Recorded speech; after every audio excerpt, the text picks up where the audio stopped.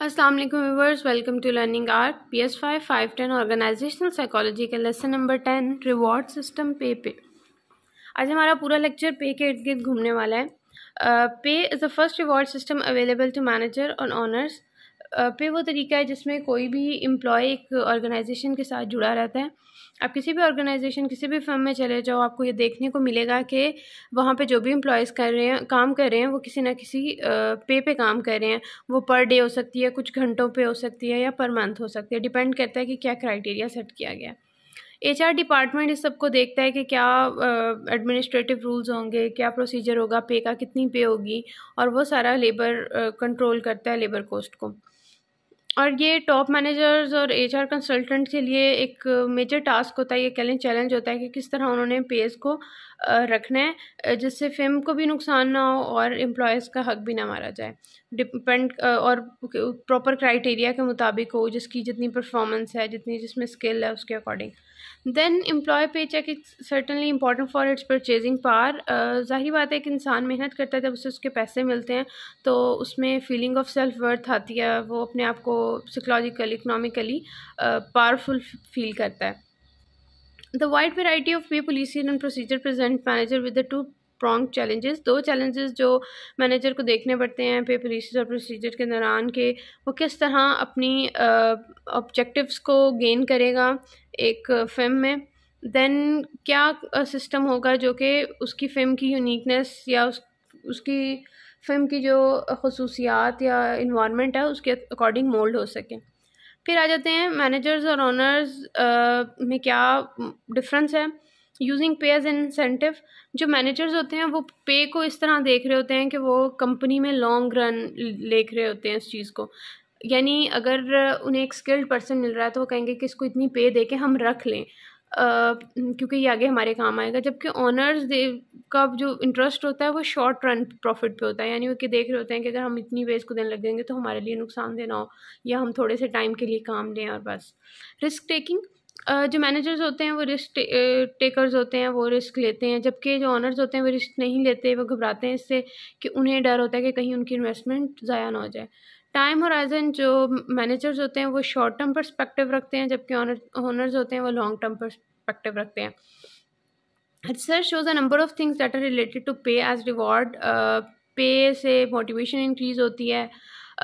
आप ज़्यादा एम्प्लॉयज़ को दोगे तो वो और ज़्यादा लेना चाहेंगे। इसमें एक ये फैक्ट भी आ जाता है कि अगर आप एम्प्लॉयज़ को उनकी परफॉर्मेंस पे रिवॉर्ड कर रहे होगे तो उनका फिर ज़्यादा फोकस यही होगा कि उनका ज़्यादा फोकस मनी पे होगा rather than on the job, अपनी जॉब के बजाय। Reduction in pay will lead to lowering of morale, अगर किसी वजह से उनकी पे में डिडक्शन कर दी गई जाएगी, कोई गलती या कोई छुट्टियों की वजह से, तो इस तरह उनका मोराल डाउन होगा। मनी मुख्तलिफ लोगों के लिए डिपेंड करता है कि उनकी एज क्या है, उनका जेंडर क्या है, उनका स्टेटस क्या है।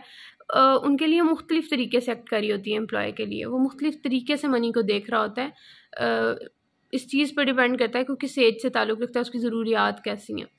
If the gap spread is पे is more in the team of work, performance of team is low, अगर आपकी पे आपको टाइमली नहीं मिल रही, यानी आप पूरा महीना काम कर रहे हो और आपको टाइमली पे नहीं किया जा रहा, तो ऑब्वियसली आपका जो परफॉर्मेंस है वो भी कम हो जाएगी।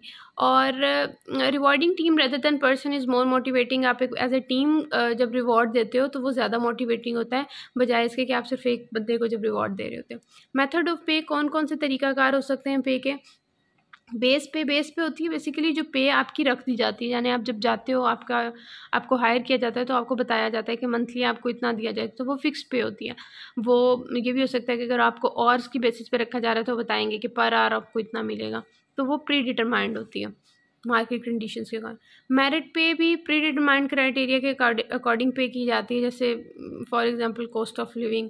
देन पे फॉर परफॉर्मेंस, ये है कि जितना आपने काम किया उसके हिसाब से आपको पे मिलेगी। इसको इंसेंटिव सिस्टम भी कहा जाता है। इसको आप इस तरह देख लें कि अगर एक आप इंश्योरेंस कंपनी में है तो जितनी पॉलिसीज़ या इंश्योरेंस आपने करवाई उतनी उसके अकॉर्डिंग आपको पे मिल जाएगी आपके परफॉर्मेंस पे, या जितनी कार्स आपने सेल कर दी उसकी बेस पे। Individual employees and work team differ in how much they contribute to the firm, not only in what they do.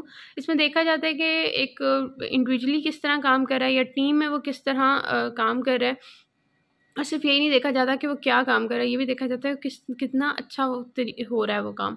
The film overall performance depends on a large degree on the performance of individual and group with in the film. ज़ाहिर बात है कि organisation की overall performance depend करती है कि उसके अंदर जो एम्प्लॉयज़ हैं वो इंडिविजुअली किस तरह काम कर रहे हैं और ग्रुप की फॉर्म में वो किस तरह अपनी परफॉर्मेंस दे रहे हैं। और ये ज़रूरी है कि एम्प्लॉयज़ को, अगर आप चाहते हो कि वो अच्छी परफॉर्मेंस दें, तो उनको मोटिवेट करने के लिए उनको कोई ना कोई रिवॉर्ड दिया जाए उनकी परफॉर्मेंसेस पे। Individual incentive plan, individual based pay plans are most widely use for pay for performance plan industry. ये वही चीज़ आ रही है कि आप कोई काम कर रहे हो और आपको उसकी बेस पे आपके काम की बेस पे पे मिल रही हो या कोई इंसेंटिव वगैरह मिल रहा हो। यानी अगर आपको टारगेट दिया गया कि आप इतनी कार सेल करोगे इस मंथ और आप उस टारगेट को अचीव कर लेते हो, तो उसकी पे आपको बोनस वगैरह दिया जाता है। वो बोनस इस तरीके से भी हो सकता है कि आपने एनुअली कितना किया, या उसके अलावा भी हो सकता है आपको कोई गिफ्ट वगैरह दे दिया जाए, कोई टीवी सेट वगैरह, या आपको कोई ट्रिप अरेंज करवा दिया जाए। देन द एडवांटेज, इसका एडवांटेज क्या होता है पे प्लान परफॉर्मेंस का, इसमें आ जाता है कि इंडिविजुअल्स गोल ओरिएंटेड हो जाते हैं। वो उनको हो जाता है कि हमें कुछ ना कुछ मिलेगा, तो वो ज़्यादा अपने गोल्स के ऊपर फोकस करते हैं। और इसका दूसरा फ़ायदा ये हो जाता है कि हर एम्प्लॉय को अलग से असेस किया जा सकता है कि वो अलग-अलग एक फ़िल्म के अंदर क्या रोल प्ले कर रहे हैं और वो कितनी एनुअली या मंथली क्या परफॉर्मेंस शो करें। नुकसान भी है कि सबसे पहले ये कि जो कोऑपरेशन होती है आपस में एम्प्लॉयज़ के, वो ख़त्म हो जाती है और कंपटीशन ज़्यादा हो जाता है। और दूसरा ये कि सुपरवाइज़र और सबऑर्डिनेट्स के दरमियान एक तनाव पैदा हो जाता है। एक चीज़ आ जाती है कि शायद सुपरवाइज़र इस एम्प्लॉय को ज़्यादा इंपॉर्टेंस दे रहा है, इस वजह से इसको ये बेस्ड पे परफॉर्मेंस मिली है, पे बेस्ड परफॉर्मेंस मिली है। Then as a team based incentive plans, ये इस तरह होता है कि आप ग्रुप वर्क करते हो और उस ग्रुप वर्क में आप अच्छे से परफॉर्म करते हो और उसकी बेस पे फिर आप पूरे ग्रुप को कोई ना कोई इंसेंटिव दिया जाता है। इसकी एग्जांपल आप इस तरह ले लें कि एक कंप्यूटर क्रॉप, उनकी 25% of company like 16,000 employees are on team. ये एक टीम में 16,000 एम्प्लॉयज़ थे जिन्होंने मार्केट में एक नई प्रोडक्ट डेवलप करके दी थी। तो इससे ये होता है कि मुख्तलिफ बैकग्राउंड और मुख्तलिफ स्किल से ताल्लुक़ रखने वाले लोग जब एक प्रोजेक्ट पे इकट्ठे होते हैं तो वो डिफरेंट प्रॉब्लम्स को सॉल्व करते हैं और एक यूनिक प्रोडक्ट भी मार्केट में लेके आते हैं। इसमें पूरी टीम को रिवॉर्ड दिया जाता है उनके काम की बेस पे। जिस तरह आप कोई ना कोई लग्जरी आइटम दे दी या फिर कोई ट्रिप वगैरह दे दिया उन्हें, या उन्हें कोई टाइम ऑफ दे दिया। टीम बेस्ड पे प्लान में इंक्लूड, इसमें आपके पास आ जाते हैं gain sharing plan and profit sharing, where team group performance is rewarded at a whole when the organisation gain. जब भी किसी पर्टिकुलर टास्क को अचीव कर लेते हैं और वो ऑर्गेनाइजेशन के लिए बहुत बेनिफिशियल होता है, तो उस पर क्या किया जाता है कि पूरे उस ग्रुप को कोई ना कोई रिवॉर्ड दिया जाता है। प्रॉफिट शेयरिंग दूसरा तरीका ये हो सकता है कि जितना भी प्रॉफिट उस टास्क पे आया या उस प्रोजेक्ट के ऊपर जितना भी ऑर्गेनाइजेशन को प्रॉफिट मिला, वो एम्प्लॉयज़ में डिवाइड कर दिया जाता है, या उसकी कुछ परसेंटेज ऑर्गेनाइजेशन उन एम्प्लॉयज़ को दे देती है। इसके एडवांटेज ये होते हैं कि एक ग्रुप में आ जाते हैं लोग, इकट्ठे मिलके काम करते हैं और फिर इस एड परफॉर्मेंस मेजरमेंट की जा सकती है। डिसएडवांटेज ऑफ टीम बेस्ड, इसकी नुकसानात क्या हैं? सबसे पहले ये कि आप इंडिविजुअली अलग-अलग सब कुछ चेक नहीं कर रहे होते कि कौन कहाँ लैग कर रहा है, क्योंकि वो ग्रुप में आके चीज़ छुप जाती है।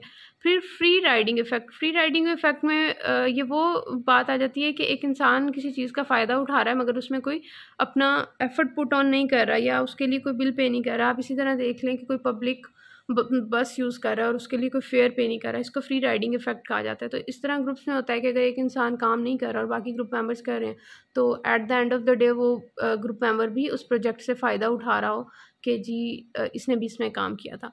Difficulties in identifying meaningful group, मुश्किल हो जाती है कि कौन से सही ग्रुप्स हैं उनको आइडेंटिफाई करना। Then inter group competition start हो जाता है जो कि ओवरऑल परफॉर्मेंस को कम करता है। न्यू पे टेक्निक्स, इसमें commission beyond sales to customer, ये वही है कि आप इंसेंटिव प्लान हो जिसमें एम्प्लॉयज़ को कमीशन दिया जाए इस बेस पे कि उन्होंने कितनी सेल्स करवाई कस्टमर को। ये चीज़ ये भी हो सकती है कि कस्टमर्स को सेटिस्फाइड कितना किया इसमें।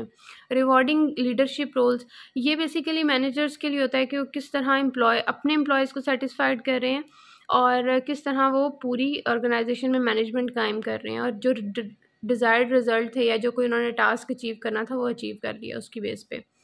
रिवॉर्डिंग न्यू गोल्स, ये कि कोई कंपनी कोई न्यू गोल सेट करे, न्यू टास्क दे एम्प्लॉयज़ को कि इस चीज़ को हमने अचीव करना है, ये काम हमारा इस मंथ पे होना चाहिए और वो उसको अचीव कर लिया जाए तो उसकी बेस पे रिवॉर्ड किया जाना। पे फॉर नॉलेज, एक ऑर्गेनाइजेशन में मुख्तलिफ वर्कर्स होते हैं और इस बेस पे किसी वर्कर को प्रायोरिटी दे के पे करना कि उसके पास नॉलेज ज़्यादा है बाकी वर्कर्स की निस्बत। स्किल पे, किसी के स्किल की बेस पे करना, यानी किसी ऐसे एम्प्लॉय को इसलिए पेश करना कि उसकी बाकियों की निस्बत स्किल में ज़्यादा बेहतरी है।